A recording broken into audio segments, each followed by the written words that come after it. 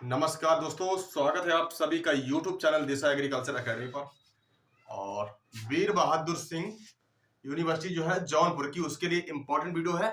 साथ ही साथ अगर आप एग्रीकल्चर किसी भी कॉम्पिटिटिव एग्जाम की तैयारी कर रहे हो, चाहे एग्जाम IBPS एफओ का हो या फिर यूपी कैडेट, ICR BHU या फिर VCEC या फिर MP पैट, प्यारे बच्चों सभी के लिए वीडियो बहुत ही ज्यादा हेल्पफुल और इंटरेस्टिंग वीडियो है। सो गाइस, वीडियो पर शुरू से लेकर अंत तक बने रहिएगा और एक एक क्वेश्चंस को आप अच्छे से पढ़ लेंगे, ठीक है? तो बहुत ज्यादा आपको हेल्प मिलने वाली है। सॉइल साइंस, प्यारे बच्चों हम अगर बात करें कि जो अपना सॉइल है यानी जो मृदा शब्द वो किस भाषा का है, पहला प्रश्न हमारा यहीं से बन सकता है कि सॉइल यानी जो मृदा है ये किस भाषा का शब्द है। तो बच्चों किस भाषा का शब्द है? लैटिन भाषा का शब्द। सॉइल हमारा लैटिन भाषा का शब्द है। अच्छा, अब बात करें अपन लोग सॉइल साइंस। सॉइल साइंस की कुल मिला के कितनी ब्रांच है भैया? 2 ब्रांच है। एक है पेडोलॉजी, क्या है? पेडोलॉजी। एक है इडैफोलॉजी। समझना, एक एक प्रश्न को आपकी परीक्षा के लिए बहुत ही इंपॉर्टेंट है, पेडोलॉजी एंड इडैफोलॉजी। प्यारे बच्चों, जिसमें मृदा की उत्पत्ति, क्या बोला मैंने? मृदा की उत्पत्ति, मृदा कहां कहां पाई जाती है, वितरण, और जो मृदा का वर्गीकरण किया गया है। क्या अभी समझा हमने? मृदा यानी सॉइल लैटिन भाषा का शब्द है, और जो सॉइल साइंसेस की 2 ब्रांचेज होती हैं, first is pedology, second edaphology. Pedology में कौन कौन सी बातें शामिल है कि मृदा की उत्पत्ति कैसे हुई, मृदा की उत्पत्ति कैसे हुई, साथ ही साथ जब मृदा बन गई तो मृदा का वितरण कहां कहां पे है, मतलब जैसे काली मिट्टी कहां पे पाई जाती है, लाल मिट्टी कहां पे पाई जाती है, और लेटराइट मिट्टी कहां पे पाई जाती है, उसको वितरण में पढ़ते हैं हम लोग, ठीक है? अब वर्गीकरण की बात करें तो वर्गीकरण भी मृदा का कई प्रकार से होता है। तो वर्गीकरण की बात करें, उत्पत्ति की बात करें, वितरण की बात करें, इन सभी का जो है अध्ययन करते हैं वो किसमें करते हैं? पेडोलॉजी में। प्यारे बच्चों, सॉइल तो लैटिन भाषा का शब्द है, लेकिन पेडोलॉजी किस भाषा का शब्द है? ये ग्रीक भाषा का शब्द होता है। एक एक प्रश्न को अच्छे से आपको समझना है और पढ़ना है। अच्छा, इडेफोलॉजी में क्या है? प्यारे बच्चों, इडेफोलॉजी में क्या है? प्लांट हो गए हमारे, मतलब पौधे, और का जो मृदा से संबंध है, क्लासिफिकेशन, क्या पौधे का जो मृदा से संबंध है उस ब्रांच को अपन लोग क्या बोलते हैं? उसको बोलते हैं इडेफोलॉजी। आई होप आपको वीडियो यहां तक पसंद आई होगी। एक जो है मृदा का रिसर्च सेंटर, जिसको बोलते हैं central soil salinity research institute, और ये कहां पे बच्चों? करनाल में है, करनाल हरियाणा में है। ये काफी अच्छा क्वेश्चन है कि central soil salinity research institute कहां पे? करनाल हरियाणा में। बच्चों यहाँ पर ही स्थित है क्या? NDRI। तो अभी तक हमने इतना कुछ पढ़ा है, बाकी और भी अच्छे अच्छे क्वेश्चंस देखेंगे हम लोग इस वीडियो में, ठीक है? अच्छा, जैसे हम लोग बात करें और भी कई सारे प्रश्नों पर, और भी कई सारे प्रश्नों पर चर्चा करने वाले हैं, बिल्कुल। अब देखो, अब जो अपनी मृदा है यानी जो सॉइल है, सॉइल के निर्माण में प्रश्न बनता है कि कौन कौन सी चीजें जरूरी होती। अब ये सॉइल है, सॉइल के बनने के लिए क्या क्या जरूरी बातें हैं? देखो, इसके लिए मृदा वायु होनी चाहिए, मतलब जो मृदा है इसके कंपोनेंट कौन कौन से? सॉइल कंपोनेंट, मृदा के अवयव कौन कौन से बच्चों? मृदा के अवयव कौन कौन से हैं? तो सॉइल कंपोनेंट। मृदा वायु कितने परसेंट है? ये 25% है। इसके बाद में मृदा जल कितने परसेंट है भाई? मृदा जल ये भी 25% है। अच्छा, जो जैविक पदार्थ है, जो जैविक पदार्थ है ये कितने परसेंट है बच्चों? तो ये 45%। बात करेंगे कार्बनिक पदार्थ की, किसकी बात करेंगे? कार्बनिक पदार्थ की बात करें तो ये कितने परसेंट? ये 5% होता है। तो मृदा के कंपोनेंट 4 होते हैं, मृदा वायु, मृदा जल, जैविक पदार्थ और कार्बनिक पदार्थ। कितनी कितनी मात्रा इनकी पाई जाती है वो आपके सामने डिटेल्स में लिखी हुई है, ठीक है? अच्छा, प्रश्न आता है कि ये काफी प्रश्न आता है परीक्षा में कि ऑर्गेनिक मैटर में जो है ह्यूमस में कार्बनिक पदार्थ कितने परसेंट होता है। प्रश्न बहुत ज्यादा आता है कि ह्यूमस में कार्बनिक पदार्थ की मात्रा कितने परसेंट होती है? तो ये 58% होती है, ठीक है? अच्छा, तो ये कंपोनेंट हमने पढ़ लिए। इसके बाद में जो परीक्षा में प्रश्न जहां से पूछे जाते हैं भाई, उन्हीं प्रश्नों को इसमें हम पढ़ने वाले हैं। इस वीडियो में जो प्रश्न एग्जाम में आते हैं उन्हीं पर चर्चा करेंगे। जैसे अपनी मृदा हो गई, तो मृदा का निर्माण में एक पॉइंट आता है चट्टान, मींस रॉक्स। क्या बात करेंगे हम लोग? चट्टान यानी रॉक्स के बारे में बच्चों। ये काफी अच्छा क्वेश्चन है। रॉक्स मींस चट्टान। चट्टानों के टूटने फूटने के पश्चात ये जो क्रिया होती है उसको बोलते हैं वेदरिंग प्रोसेस। और चट्टानों के टूटने फूटने से हमारी मृदा का निर्माण हुआ है, इस क्रिया को बोलते हैं वेदरिंग प्रोसेस। तो उसी आधार पर चट्टानों को 3 भाग में बांटा गया है।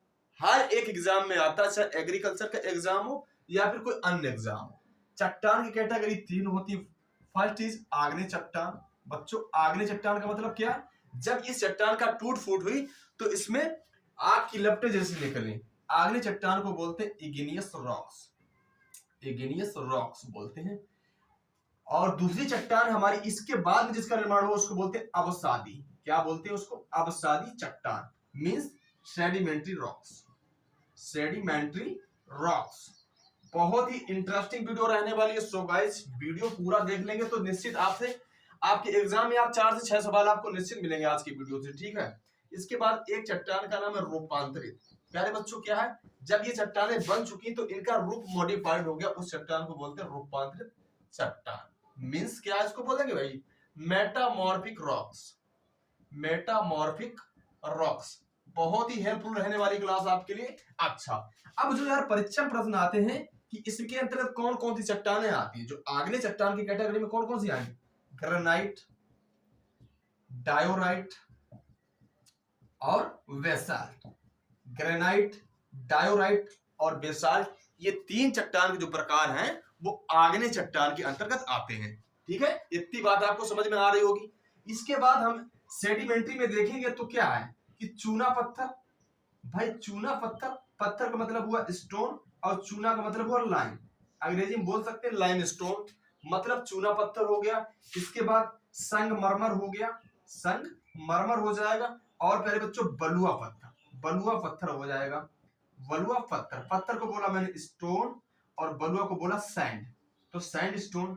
चूना पत्थर, संगमरमर और बलुआ पत्थर, ये एग्जांपल आते हैं अपसारी चट्टान के अंतर्गत। अच्छा, अब जो बात आएगी कि जो रूपांतरित चट्टान है इसके अंतर्गत कौन कौन सी चट्टान आती हैं, जैसे नीस आ जाएगी, नीस आ जाएगी, क्वार्टज आ जाएगी, क्वार्टज आ जाएगी, क्वार्टज आ जाएगी और फेल्सपार, और फेल्सपार। फेल्सपार में अगर बात करें कि पोटेशियम की मात्रा सबसे ज्यादा पाई जाती है, कौन सा खनिज मिनरल है जिसमें क्या बोलते हैं कि पोटेशियम की मात्रा सबसे ज्यादा पाई जाती है? तो फेल्सपार में पाई जाती है। कितनी पाई जाती है? अबाउट 44-48% के आसपास। तो ये रही चट्टान। चट्टान के बाद में एक नए टॉपिक से जो परीक्षा प्रश्न आते हैं उनको भी हम इस वीडियो में देखने वाले हैं, ठीक है ना। बिल्कुल, तो वीडियो पर यार शुरू से लेकर अंत तक आप बने रहिएगा और पूरा वीडियो अच्छे से बात कर लेना। सॉइल साइंस के हर वो इंपॉर्टेंट क्वेश्चंस जो आपकी एग्जाम में पूछे जा सकते हैं उस पर हम यहाँ पे चर्चा कर रहे हैं। अच्छा, जैसे बात करेंगे हम लोग, क्या बात करेंगे? जो भारत की मिट्टियां हैं, अगर बात करें एग्रो क्लाइमेटिक जोन इंडिया में कितने हैं? 15।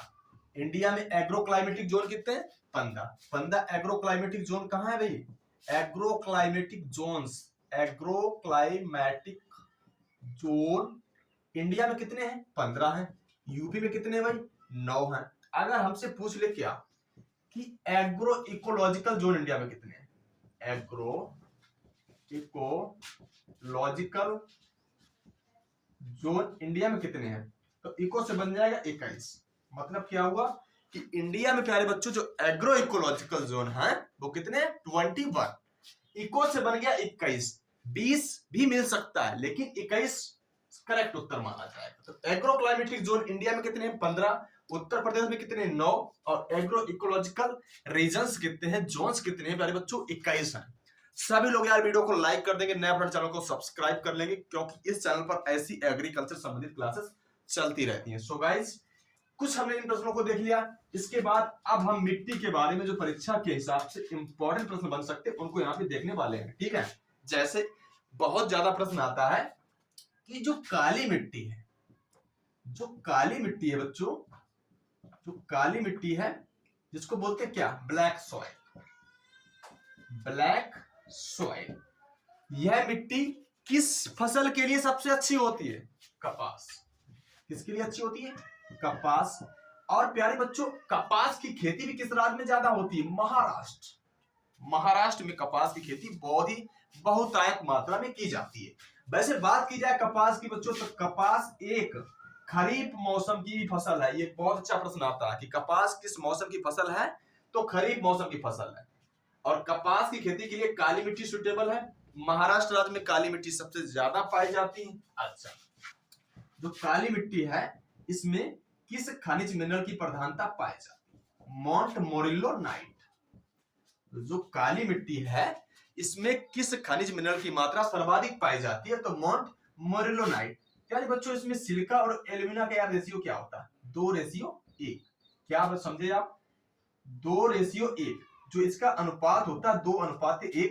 2 भाग होता है सिलिका का और 1 भाग होता है एल्यूमिना का। ये बहुत ही इंपॉर्टेंट क्वेश्चन है। तो मॉन्ट मोरिल्लोनाइट क्ले मिनरल जिसकी प्रधानता पाई जाती है काली मिट्टी में। कपास के लिए अच्छी मिट्टी, कपास खरीफ मौसम की फसल है। और किस राज्य के लिए सबसे अच्छी फसल, किस राज्य में कपास की खेती ज्यादा होती? महाराष्ट्र में, है ना? तो काफी इंटरेस्टिंग पॉइंट है। वहीं पे हम बात करेंगे काली मिट्टी के बाद में बच्चों, बात करेंगे किसकी हम बात करेंगे? काली मिट्टी के बाद में बात करेंगे हम लोग, काली मिट्टी के बाद में हम लोग बात करेंगे लाल मिट्टी के बारे में। किसके बारे में बात करेंगे? लाल मिट्टी के बारे में। लाल मिट्टी जिसको बोलते हैं रेड सॉइल। प्यारे बच्चों, जो काली मिट्टी थी, सुनना, जो काली मिट्टी थी, देखो एक बार फटाफट, जो काली मिट्टी है बच्चों, इस मिट्टी को रेगुर मिट्टी बोलते हैं। ये काफी अच्छा क्वेश्चन है कि किस मृदा को रेगुर मिट्टी के नाम से जानते हैं? तो काली मिट्टी। किस मृदा को रेगुर मिट्टी के नाम से जानते हैं? वो होती है काली मिट्टी, है ना? बहुत बढ़िया, शानदार। आप सभी लोग वीडियो को, सेशन को शेयर करते रहिए फटाफट। काली मिट्टी को भाई रेगुर मिट्टी के नाम से जानते हैं। तो बच्चों, जो लाल मिट्टी है इसको किस नाम से जानते हैं? इसको जानते हैं गाइस पड़वा या फिर राकर मिट्टी के नाम से। पड़वा या फिर राकर मिट्टी, क्योंकि ये लाल मिट्टी के क्या है? उपनाम है। अच्छा, लाल से बन गया, क्या बनेगा? लाल से बन गया तमिलनाडु। लाल से बन गया तमिलनाडु। तो मैं कह सकता हूं कि जो लाल मिट्टी है वो तमिलनाडु में, राज्य में सबसे ज्यादा संख्या में पाई जाती है। लाल मिट्टी भाई कहां पे ज्यादा पाई जाती है? तमिलनाडु में। लेकिन जो लाल मिट्टी यूपी में बात करें, क्या हमसे बात करें कि उत्तर प्रदेश में लाल मिट्टी कहां पर ज्यादा पाई जाती है बच्चों? तो उत्तर प्रदेश की जगह है मिर्जापुर। मिर्जापुर में लाल मिट्टी बहुत ज्यादा पाई जाती है। या फिर बुंदेलखंड रीजन की बात करें, झांसी भी आ जाएगा, झांसी भी आ जाएगा, महोबा भी आ जाएगा और हमीरपुर भी आ जाएगा, राठ भी आ जाएगा। ये सारे के सारे जगहों पे प्यारे बच्चों लाल मिट्टी पाई जाती है उत्तर प्रदेश में। लेकिन राज्यों के अंतर्गत बात करें तो तमिलनाडु में लाल मिट्टी ज्यादा पाई जाती है। एक और प्रश्न आता है ये कि लाल मिट्टी जो है वो किस क्रॉप के लिए सबसे अच्छी मिट्टी मानी जाती है?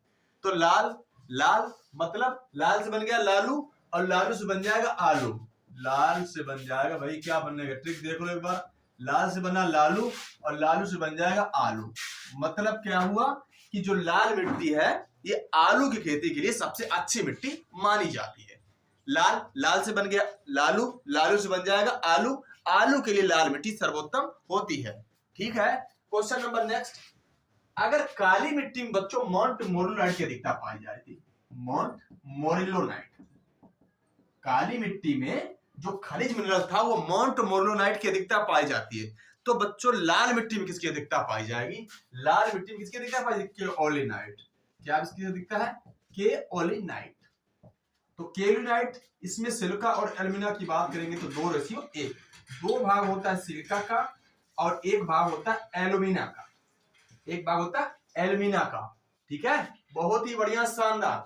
अब प्रश्न कभी कभी परीक्षा में ये आ जाता है कि लाल मिट्टी का रंग लाल क्यों होता है? भाई लाल मिट्टी का रंग लाल क्यों होता है? तो इस मृदा में आयरन धातु की प्रधानता पाई जाती है ना? तो लाल मिट्टी का जो रंग लाल है वो किसके कारण होता है? आयरन ऑक्साइड के कारण। जो बच्चों लाल मृदा है इसका रंग लाल यार क्यों होता है?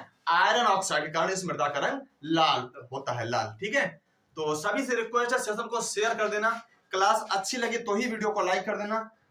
मैं कह सकता हूं कि कमेंट बॉक्स में आप कमेंट करके क्लास के बारे में जरूर बताएं कि आपको वीडियो कैसी लगी है। ठीक है, अच्छी लगी तो अच्छा भी लिख सकते हो, मतलब कोई भी आपका सुझाव हो तो कमेंट के माध्यम से आप कमेंट कर देंगे, हम जान जाएंगे। ठीक है ना? अगर बढ़िया क्लास लग रही है तो सभी लोग यार वीडियो को लाइक करके जाना। क्योंकि क्लास को बनाने में बहुत मेहनत पड़ती है, टेक्निकल टीम से लेकर के पूरा स्टाफ बहुत मेहनत करता है, तब जाके आपको क्लास मिल पाती है। सो गाइस, लाल मिट्टी के बारे में मैंने जान लिया, काली मिट्टी के बारे में जान लिया, चट्टान के बारे में जान लिया, सॉइल के बारे में जान लिया, एडाफोलॉजी पेडोलॉजी के बारे में जान लिया। अब जो अपनी नेक्स्ट मिट्टी आएगी वो है जलोढ़ मिट्टी। जलोढ़ मिट्टी, ये काफी प्रश्न कहां से बनेगा कि जलोढ़ मिट्टी को किस नाम से जानते हैं? Alluvial soil.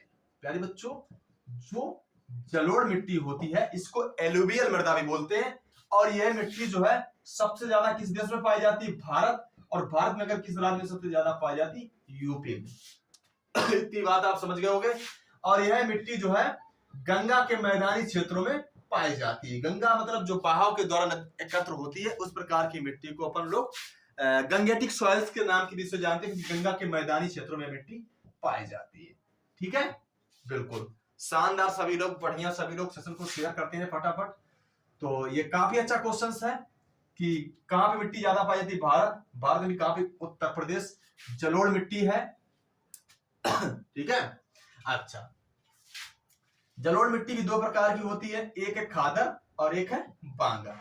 तो बांगर और खादर किस मिट्टी के प्रकार होते हैं? जलोढ़ मिट्टी के प्रकार माने जाते हैं। लैटराइट मिट्टी है जो कि रेड मिट्टी का पार्ट बचता है, लैटराइट। प्यारे बच्चों, इस मिट्टी का यूज ईंट बनाने में ज्यादा किया जाता है, और यह मिट्टी उड़ीसा राज्य में ज्यादा संख्या में या ज्यादा मात्रा में पाई जाती है। ठीक है ना, तो मिट्टी के बारे में हमने जान लिया। अब जो हम बात करें, कुछ किसके बारे में बात करेंगे? सैंड, सिल्ट, क्ले के बारे में बात करेंगे, किस मिट्टी की जलदार क्षमता ज्यादा होती है। साथ ही साथ कुछ उर्वरक के इंपॉर्टेंट पॉइंट जान लेंगे जो परीक्षा में अक्सर आपसे बहु प्रश्न पूछे जाते हैं।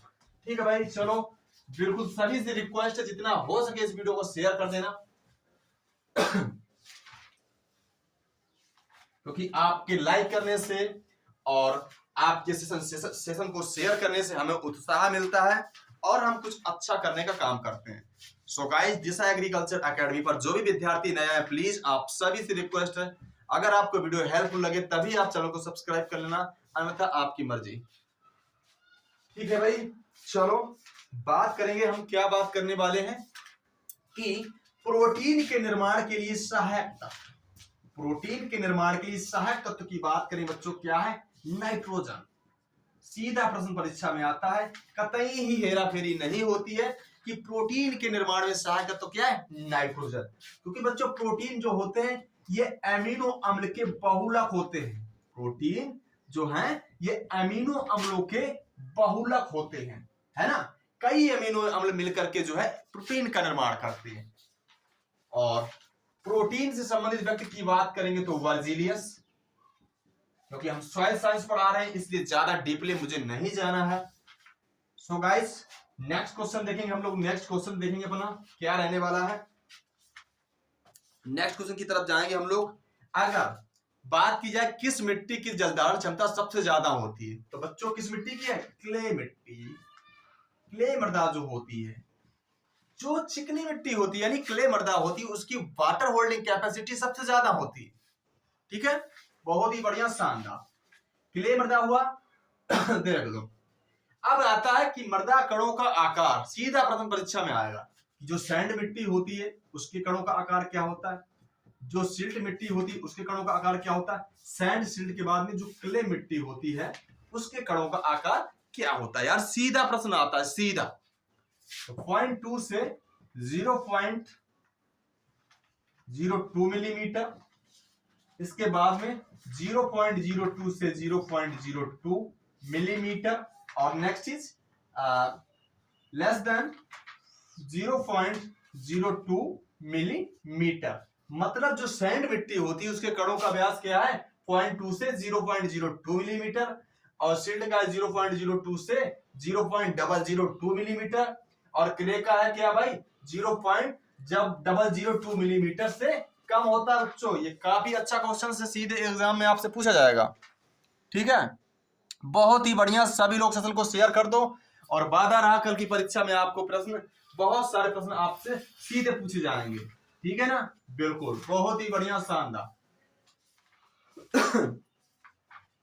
अगर हमसे बात करें कि सामान्य मृदा का कण घनत्व कितना होता है, प्यारे बच्चों, जो सामान्य मृदा होती है उसका कण घनत्व क्या होता है?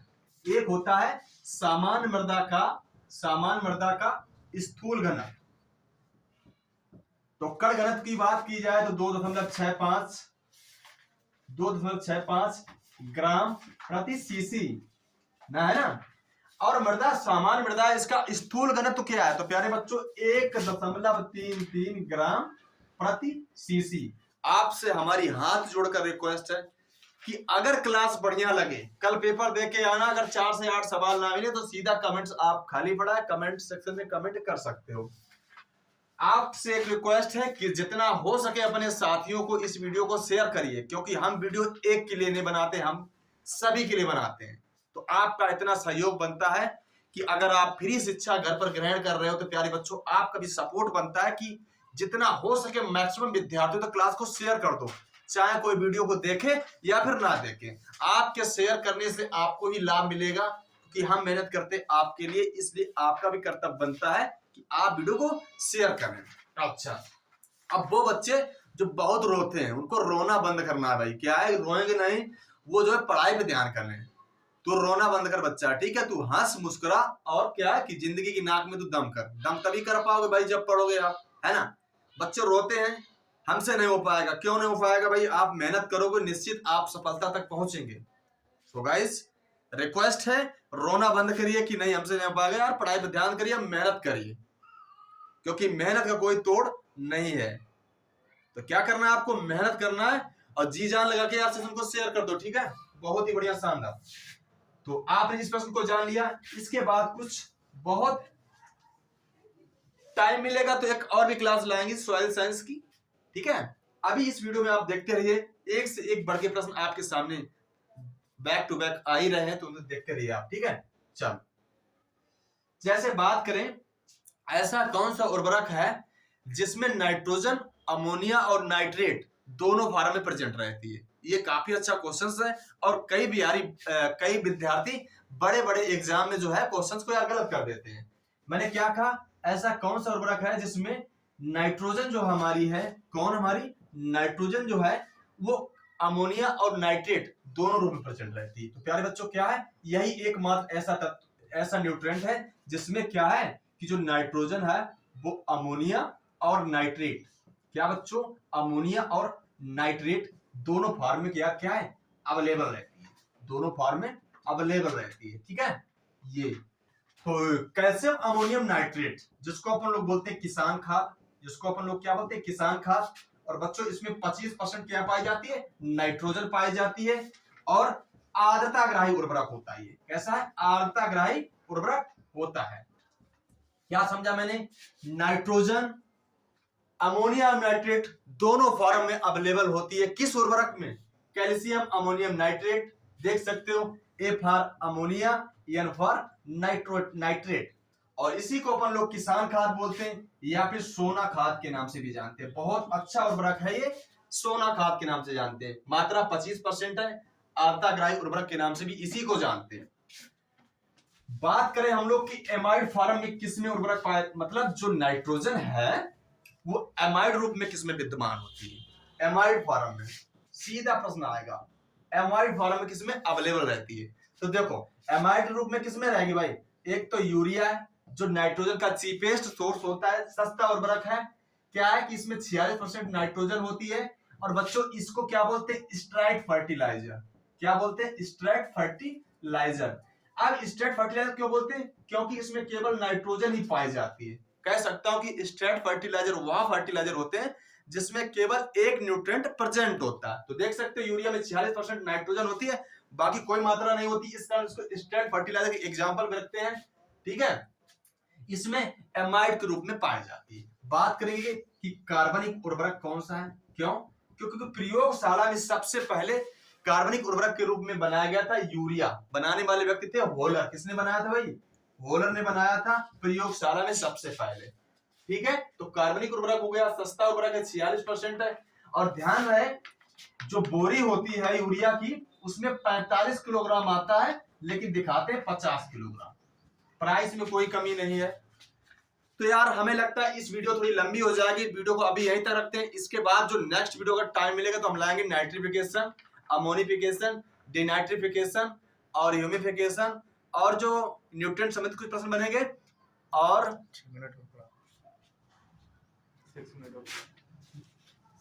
और पढ़ा दो। चलो इस वीडियो को थोड़ा और देख लेते हैं, क्योंकि आपके एग्जाम की वजह से हम जो है थोड़ा और वीडियो को लंबा कर देते हैं, क्योंकि बच्चों आपका एग्जाम है, ठीक है, इसलिए कोई बात नहीं, हम नाइट्रिफिकेशन जान ले और डिनाइट्रिफिकेशन जान ले इसी वीडियो में। इसके बाद वीडियो को समाप्त कर देंगे। बहुत शानदार वीडियो रहने वाली है। यूपी कैडेट, बीएचयू आईसीआर या फिर आप बीएससी फर्स्ट कोई भी एग्जाम दे रहे हैं, सभी के लिए कारगर वीडियो रहने वाली है, ठीक है ना। अच्छा देखो, जो हमारे न्यूट्रिएंट यानी जो तत्व होते